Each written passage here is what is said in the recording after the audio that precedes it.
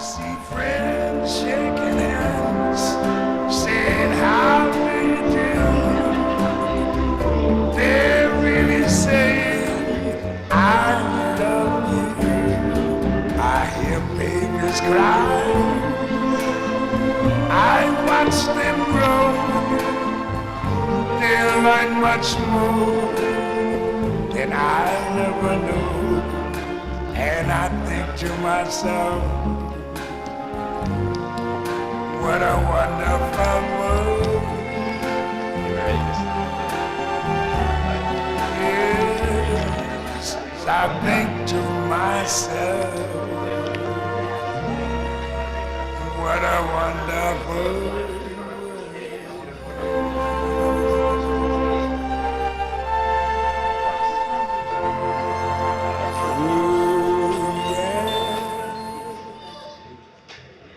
Well, good morning everyone. Well, yes, it is still morning. My name's Jeanette and I welcome you to this gathering here today. Before we get underway, I'm just going to ask you, if you have a mobile phone, could you please either put it on silent or turn it off, just out of respect of our time together today. That would be much appreciated. Thank you.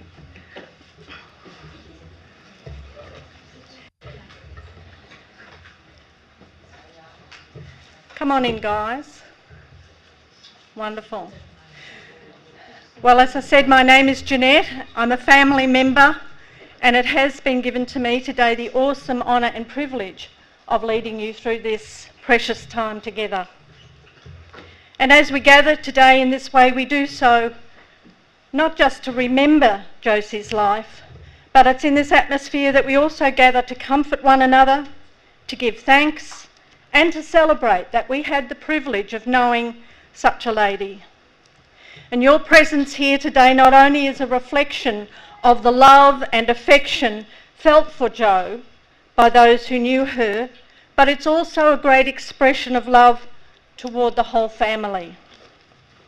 And so this morning, this day, to Jo's family, to her children, Alan and his wife Marie, to Liz and her husband Doug, to Stephen and Lynn, and to Greg and Pauline, to their 9 grandchildren and 11 great-grandchildren, and Jo's 5 brothers and families. We wish not only to express our condolences, but also our love and support in this, your time of loss. Also, I'm very privileged to share with you today the eulogy put together by members of the family, might I say, under great stress of a very, the family are known for being very chatty and talkative, so it was under great stress, but well done, and thank you to Michelle who did this for us. So here we go. Elizabeth Josephine Krohn, always known as Josie, was born on the 4th of August in 1932. She was the second of 9 children to Patrick and Sylvia Boland, and ended up with 6 brothers and 2 sisters. She lived in their modest 2-bedroom home in Frampton Streets in Kilda, where love was aplenty, but times were sometimes tough, particularly during the Depression. With many mouths to feed and sometimes short of funds, it was often necessary to improvise, and both Josie's parents were very good at this. Josie attended Brighton Road State School for early education, but school was not for her. Leaving at about grade 8, aged around 14, she worked at Luna Park in the Dairy Queen Fairy Floss area, where she met her friend Josie Townley. At 17 years old, she met a 22-year-old handsome gentleman named Alan through Ronnie Robinson at the Housey. They fell in love and were married in 1952 at a registry office in Melbourne. Josie and Alan lived in a rented flat in Alma Road, St Kilda for about 5 years, somehow accumulating 3 lovely children along the way. Alan, Elizabeth and Stephen. They realised it was time to buy their own home, so Alan, an avid car lover, sold his beloved late model Austin, replacing it with a £50 Plymouth he bought from brother-in-law George. In 1957, they were very happy to fulfil their dream of moving into their own home at 6 Taronga Court, Jordanville. So happy that a fourth child, Gregory, arrived in 1958. Around that time, Alan had a job that he loved with the Commonwealth Aircraft Corporation. It often required him to be interstate for several days at a time. At home, 26-year-old Josie had 4 children under 6 years old. She did not drive and did not have a home telephone. Didn't even have a mobile. Alan and Jo would write letters to each other when he was away, and once he realised how much she was struggling, Alan changed jobs, so he would be home more often to support her. He then got a job at GMH, where he had a long and successful career. Alan left most of the child rearing to Josie and was a very strict, no-nonsense father. Josie was an amazing mother in every way, always acting as the go-between. If one of her children had done something wrong, she would generally only tell Alan if it was absolutely necessary. Even then, he would only be told when he was in a good mood, and he would only get the watered-down version of the offence. Josie was always there for her children. She would find a way to help. In the early days, things were sometimes a bit of a struggle financially, and Josie would do things to save money. The most embarrassing thing for the children was when she made homemade bathers for them out of curtain material and elastic. I thought, look out, Sound of Music. They never fitted well and certainly made the kids stand out in a crowd. If the children complained too much, Josie would sometimes tell them hardship stories from her own childhood and about how much tougher it was back in the old days for everyone. She would explain how, when she was a child, if they were out of toothpaste, they would chew a piece of burnt toast on the way to school, that's if they had bread, and then rinse their mouths out with water when they got to school. Or, if they were out of toilet paper, her dad would cut up newspaper or a phone book and drill a hole through it and hang it on a piece of wire ready for action. Or, if they were low on food but at least had bread, they would make bread and dripping sandwiches and be grateful that they had anything at all. Jo lived for her husband and children and would tirelessly help and encourage the children to achieve their goals. Alan and Josie's other great love was the St Kilda Football Club. They would leave, or as it was put, they would ditch the kids at her mum and dad, at her mum's and dad's, and Alan and Josie headed off to Junction Oval to watch the mighty Saints. They attended the 1966 Grand Final together and passed the love on to younger generations by attending games at the ice block that was Waverley Park. Jo was even there for the big events, like the historic night the power went out and they had to go back the next night for the last 10 minutes of play. Jo also loved camping. Every summer they would pack up the kids and head to the Sorrento foreshore camping ground with a tent with a fly-wire door. The 4 kids all enjoyed the summer for the next 6 weeks.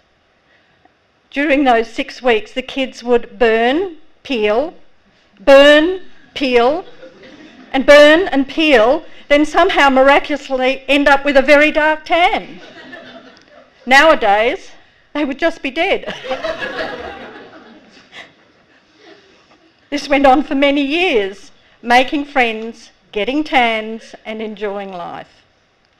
In 1966, Josie and Alan bought the land in Sorrento for £395, which was about $800 back then, and had a house built to lock-up stage in 1970-71.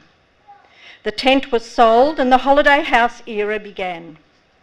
Alan finished off the inside of the house over the next few years as they stayed in it each weekend. They loved it. They would go to Sorrento every weekend without fail, leaving Friday night and coming back Monday morning. The kids' 21st birthday parties were all held on Friday nights rather than on Saturday, so that their weekend away was not messed up too much. I don't think they realised how grateful the kids actually were that they went away every weekend, or what parties may or may not have happened on those weekends. They also later purchased the block next door for $2,000 to add privacy and make a large veggie garden. And anyone who had the privilege of going down there, you can picture it in your mind's eye right now, can't you, of that lovely area of land. Children running through, jumping over logs of wood and having a wonderful time. Josie did eventually get a licence at the age of 40, and her first car was a two-tone blue Holden HD wagon, followed by, now listen to this, followed by an immaculate Holden HK Premier purchased from her brother Tom.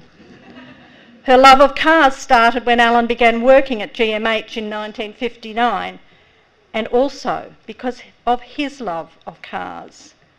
You were not allowed to bring home anything but a Holden. Josie's world seemed to come to an end in 1990 when her beloved husband Alan passed away after a short battle with cancer. Alan died at 63 and Josie was only 58 at the time. At this point, Josie moved into a 3-bedroom unit in Chelsea while still commuting to Sorrento. She was in Chelsea for a few years before deciding to relocate to Sorrento full-time. In relocating to Sorrento, Josie discovered a love for the pokies, and with this she met a lot of people, made a lot of new friends.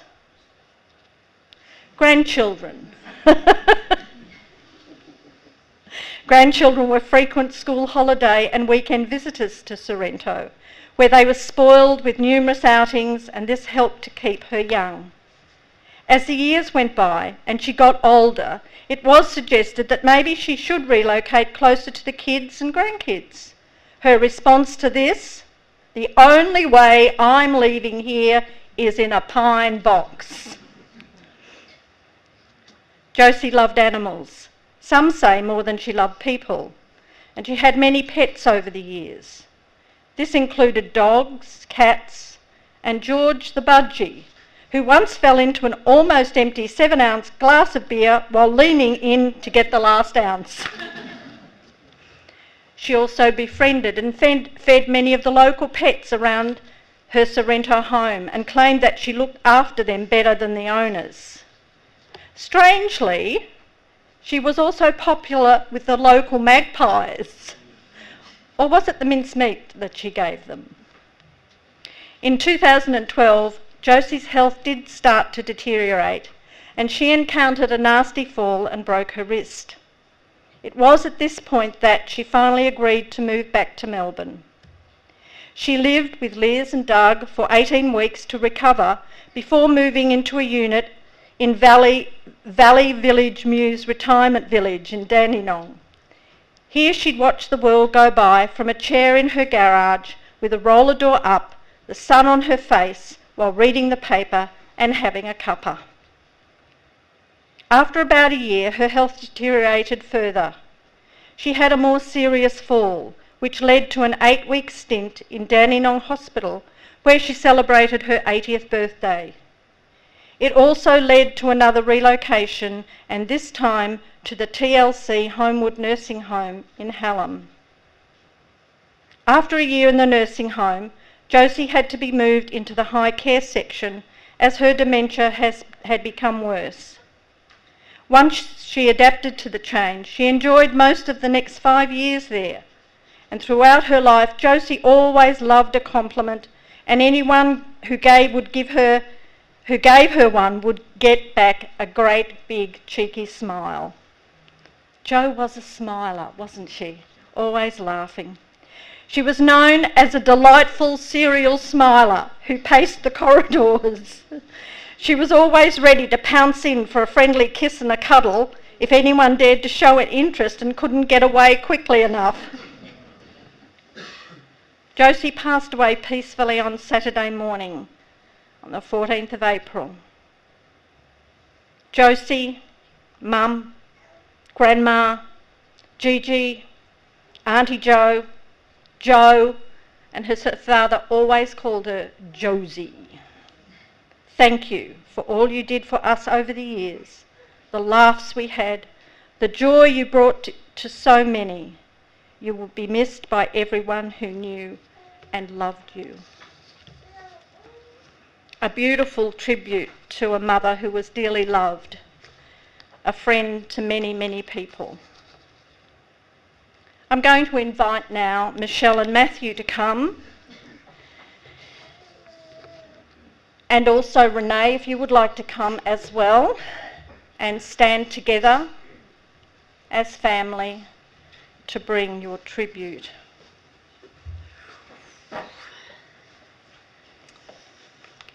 Okay.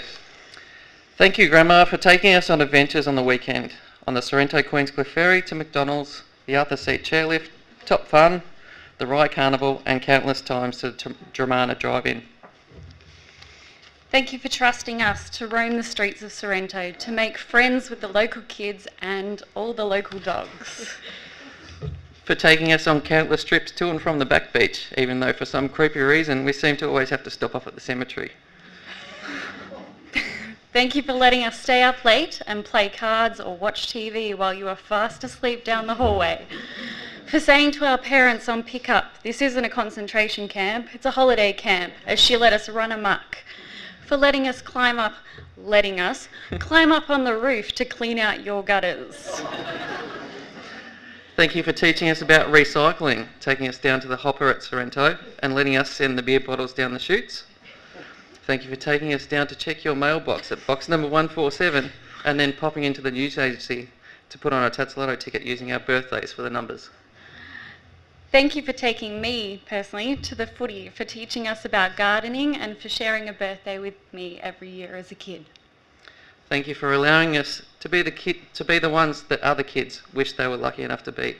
To have a happy, generous and fun grandma like we were so fortunate to have. There's so much to thank you for. You will be missed by so many whose hearts you touched, both when you knew who you were and later when you didn't. Goodbye, Grandma.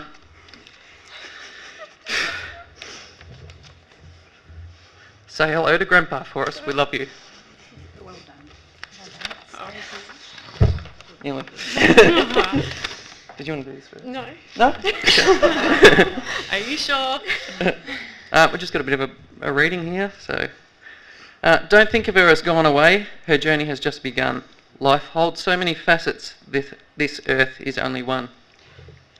Just think of her as resting from the sorrows and the tears in a place of warmth and comfort where there are no days and no years.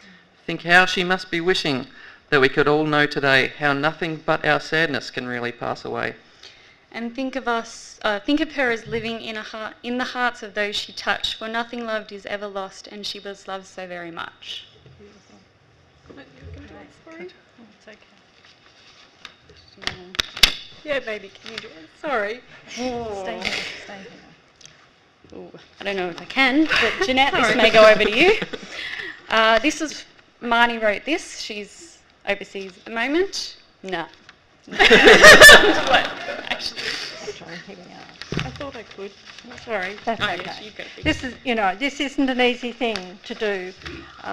When someone is loved so much, to come and stand in front of everyone and express your feelings publicly. And this is Marnie's tribute.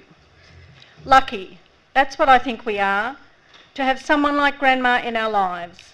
I love going down to Sorrento for a big chunk of the school holidays. Playing cards until 1 a.m. seems to be a theme running through. Everyone. Drinking all the Coke that Safeway had available.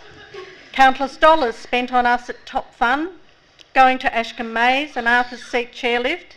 Seeing dolphins follow us on the Queenscliff Ferry and then having a picnic with fish and chips once we got there.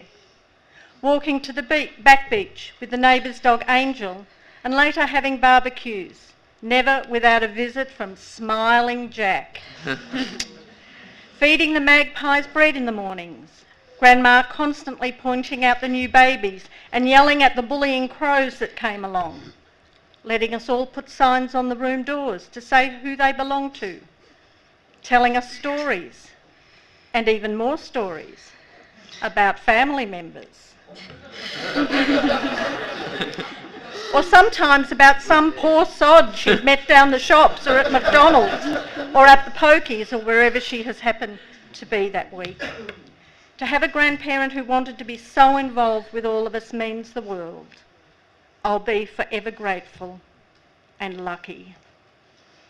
Well Sorry. done. No, sorry. I'm sorry. Well done. Sorry.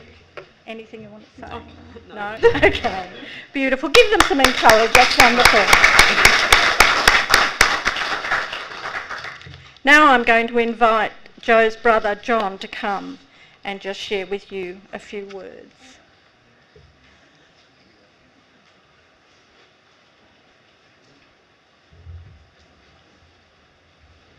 Welcome. I'm privileged to say just a few words. I won't keep you long. I'm known as a long talker, but not in these cases. I'm John, and I'm probably the most favourite brother. Well, I try to believe. I try to think of myself that way, and I spent a little bit of time with Jo, and I knew her only as Josie. And then when I heard about this Elizabeth, I thought, oh, I've got another sister. And I didn't know where this came from, and then I found out it was the same one with a different name.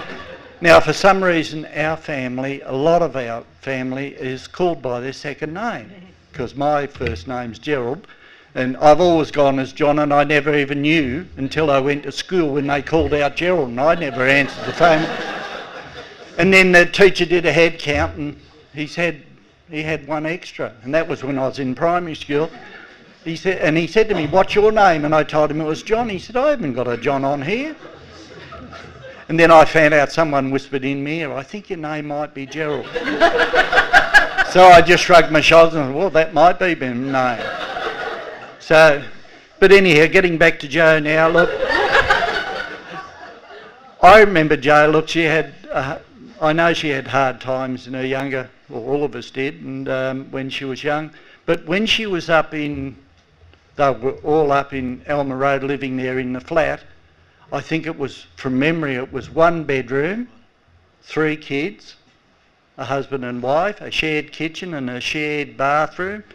So nowadays, when the kids get married, they want a 5-bedroom house with 4 bathrooms and swimming pools and all these sort of things. Josie did it hard. I used to come up there, I must have been on my bike, because we didn't live far from there, about 2 kilometres I suppose, and I used to babysit Alan and Elizabeth when they were little, and I thought to myself, geez, I must be old, have a look at them now. And I used to babysit them, so you know, those are the days I remember. And the other days, when about 20 years ago, when I had a bit of a difficult time, Jo was a great help then. I used to go to her, ring her up a lot, and 3 or 4 times a week. And she said to me, when you're really feeling down, John, what I do, she used to get in her car, drive down to the ferry, and go over to Queenscliff on the ferry, have a hot chocolate and catch the next ferry back. And she said, I felt recharged. So it's a bit further. I live down in Geelong, so it's a bit further to get down to Queenscliff, but a couple of times I felt pretty down. I got in the car by myself and drove down there, hopped on the ferry, went over and came back on the same ferry because the hot chocolate she told me was at Queenscliff side. So I used to do the return trip and then have the hot chocolate. And the other things I remember, lots of times, one of my other brothers, Pete and I used to go down and meet her and have lunch with her 3 or 4 times a year, and Pete, living at Moorabbin, used to drive home by himself or go home with his mate. Josie used to, no, I'll take John down to the ferry. So we'd have another few cups of tea, and finally she'd take me down to the ferry. And I can remember the last ride down, I said to Jo, you sure I can walk down, you know? You know, I was walking a lot better in those days, but I was walking better than I was going to ride in the passenger seat. You know, that was not long before she really got sick and moved up to Dandenong. And the other thing I remember about the house down in Sorrento was, you know, she spoke about, or someone spoke about feeding the magpies there. She used to feed the magpies, we'd be there, and she'd say to me, oh, there's the magpies, they've all come in for a feed. And she'd feed them. There were backyard magpies and front yard magpies. And they didn't seem to cross. And the funny part that I always thought was really strange was Jo fed the magpies and then they pooped all over her bloody balcony, and she went off, and she used to go off crook. And I said, well, what do you expect? They've got to process the food somewhere. So she'd clean the handrail, and the next day when she fed them, they'd do the same thing. And I said, I don't know, just don't feed them. But no, you couldn't get that. But anyhow, I found Jo was very helpful. She gave me a lot of advice at different times, and I called her Smiling Jo, because she was always happy no matter what was going wrong. She always smiled. And her life, I think she had really, Jeanette mentioned St Kilda Footy Club, but she really only had two loves of life, and that was Alan, her husband, and her family, kids, grandkids and great-grandkids. And all I can say is that, you know, very proud of her sister. You know, she lived a really good life and battled through no matter what. All right, and I'm happy to say that about her. All right, thank you, everyone. Thanks, John. Beautiful.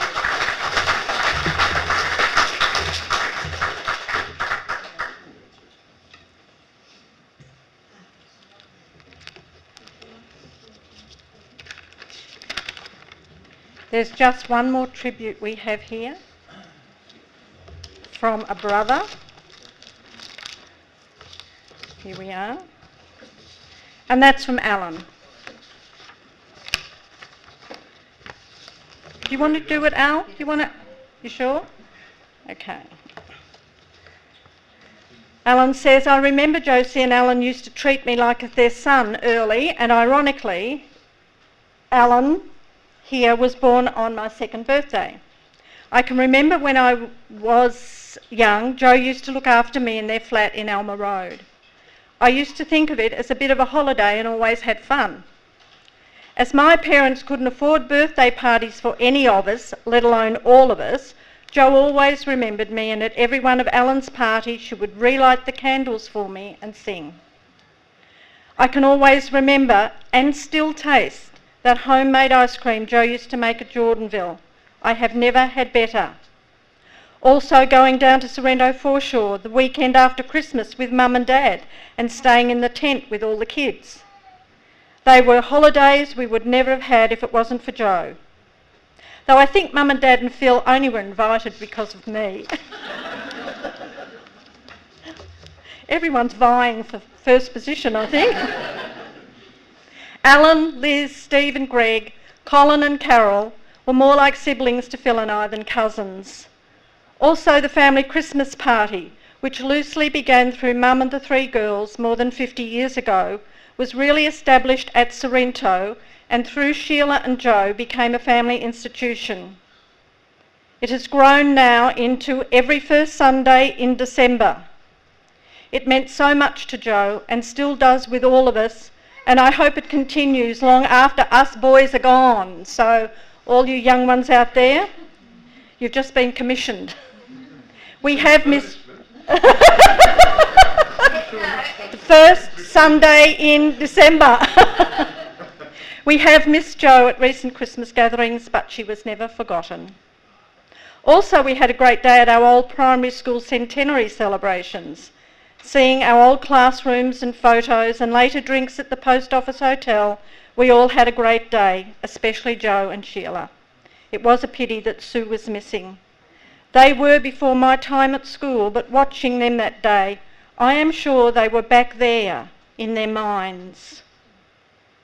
I think for a while they forgot how old they were. Wonderful memories, and thanks, Alan, for those words. We're now going to sit back and have a look at a beautiful photo presentation put together, and in this time I just really invite you to use this as your personal time of reflection, where you have known Jo, where your lives have crossed, what she brought into your life and what you brought into her life.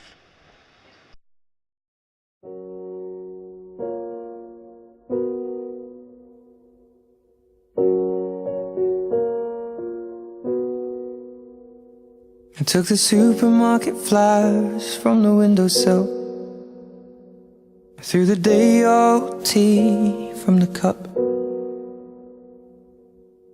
Packed up the photo album Matthew had made, memories of a life that's been loved. Took the Garrett Wells in cars and stuffed animals. Poured the old ginger beer down the sink.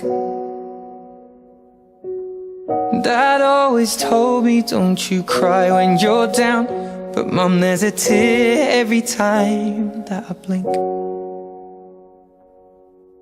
Oh, I'm in pieces, it's tearing me up, but I know a heart that's broke is a heart that's been loved. So I'll sing hallelujah.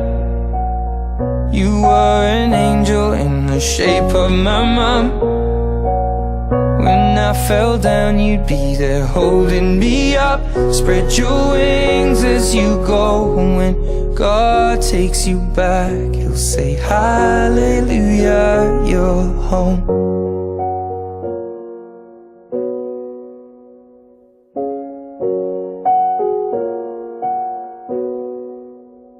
Fluffed the pillows, made the bed, stacked the chairs up, folded your nightgowns neatly in a case. John said he'd drive, then put his hand on my cheek and wiped a tear from the side of my face. And I hope that I see the world as you did, 'cause I know a life with love is a life that's been lived. So I'll sing hallelujah. You were an angel in the shape of my mum. When I fell down, you'd be there holding me up. Spread your wings as you go. And when God takes you back, He'll say hallelujah, you're home.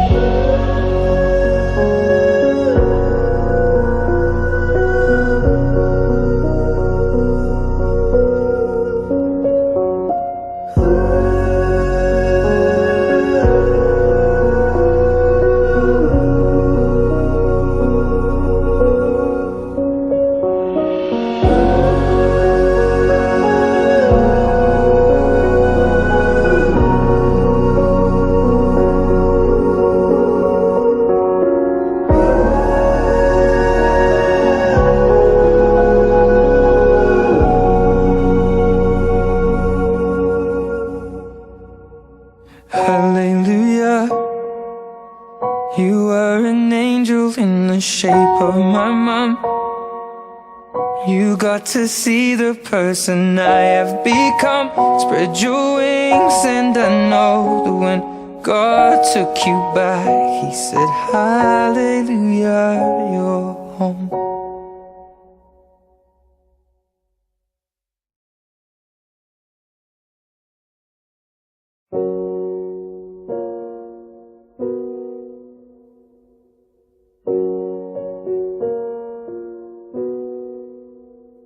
I took the supermarket flyers from the windowsill. I threw the day old tea from the cup. Packed up the photo album Matthew had made, memories of a life that's been loved. Took the Garrett Wells in cars and stuffed animals. Poured the old ginger beer down the sink. Dad always told me, don't you cry when you're down, but Mum, there's a tear every time that I blink. Oh, I'm in pieces, it's tearing me up. But I know a heart that's broke is a heart that's been loved. So I'll sing hallelujah. You were an angel in the shape of my mom. When I fell down, you'd be there holding me up. Spread your wings as you go. When God takes you back, He'll say hallelujah, you're home.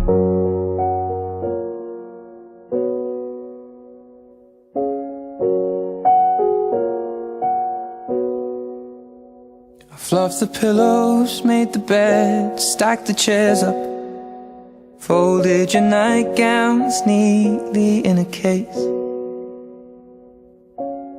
John said he'd drive, then put his hand on my cheek and wiped a tear from the side of my face.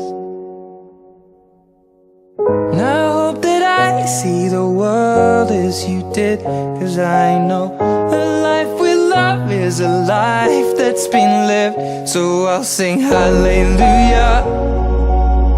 You were an angel in the shape of my mom.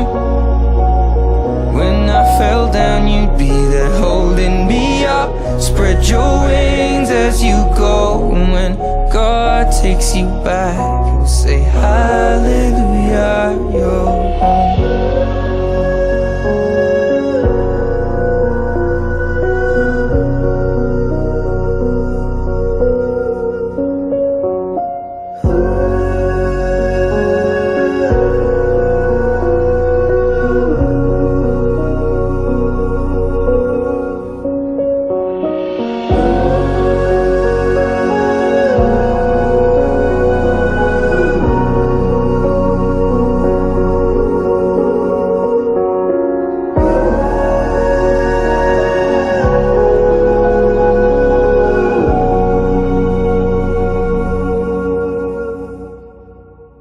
Hallelujah. You were an angel in the shape of my mom. You got to see the person I have become. Spread your wings and I know that when God took you back, He said hallelujah, you're home. Beautiful. So today we've been able to share with you but a short story of Joe's life, and I'm sure there's so much more to tell. So at the conclusion of our time here today, the family invite you to share refreshments with them, which will be served in the eucalypt room, which is number 6, just directly over from the chapel here, and where there you'll be able to continue to recall your moments of Joe's life. I wonder if you will stand with me, please.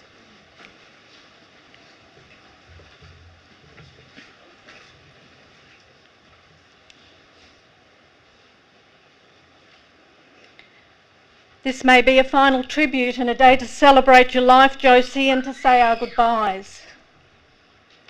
Every day we will celebrate you in some way, just by the virtue of how you've shaped our lives as a much loved and loving mother, grandmother and a great-grandmother, a sister, an unforgettable auntie and great-aunt and dear friend.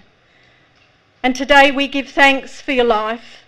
And we stand here today as your honour guard, Josie, as we say farewell.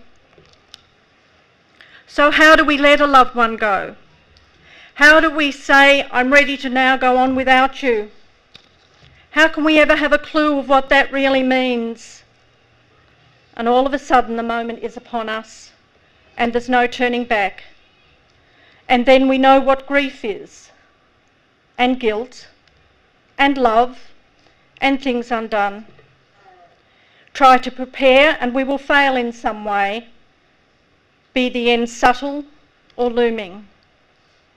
But there is peace too. Peace and acceptance, an overwhelming love that we maybe weren't aware of. Waves and waves of conflicting emotion. And laughter too, and memories we hadn't bothered lately to recall come flooding back in shared company. And it's all about you, Joe.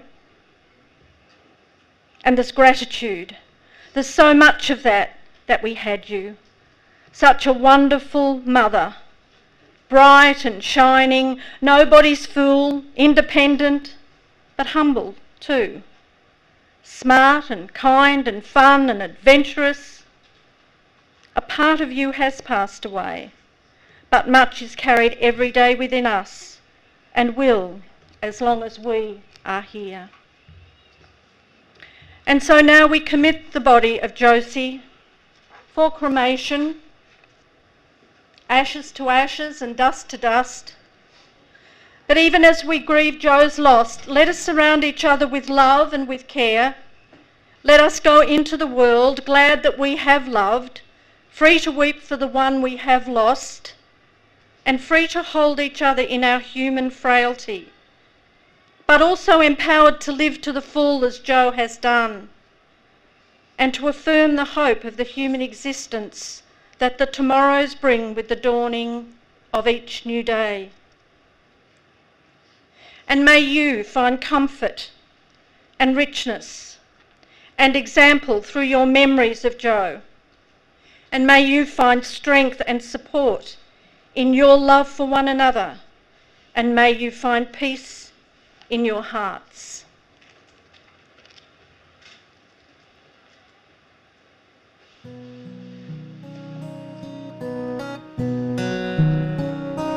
We're all traveling in the footsteps of those who've gone before, but we'll all be reunited on a new and sunlit. These beautiful flowers that you see on top of Jo's casket, they will be over at the refreshment room when you go over there, and you are all invited, please, to take one home with you when you When the leave. saints go marching in, oh how I want to be with St. Kilda. Oh, when the saints go marching in, And when the tribe all gathers round, when the tribe all gathers round, oh how I want to be with St. Kilda. When the tribe all gathers round, oh when the saints go marching in, oh when the saints go marching in, how I want to be with St. Kilda. When the saints go marching in, and when we sing that welcome home, oh when we sing that welcome home, oh how I want to be with St. Kilda. Oh when we sing that welcome home, oh when the saints go marching in, when the saints go marching in, oh how I want to be with St. Kilda.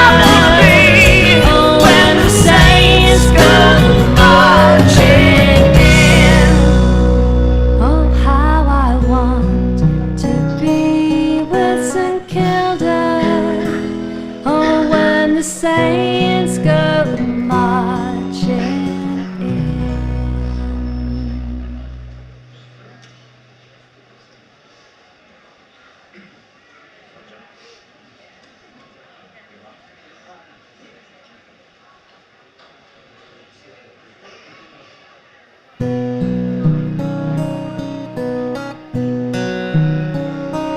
We're all traveling in the footsteps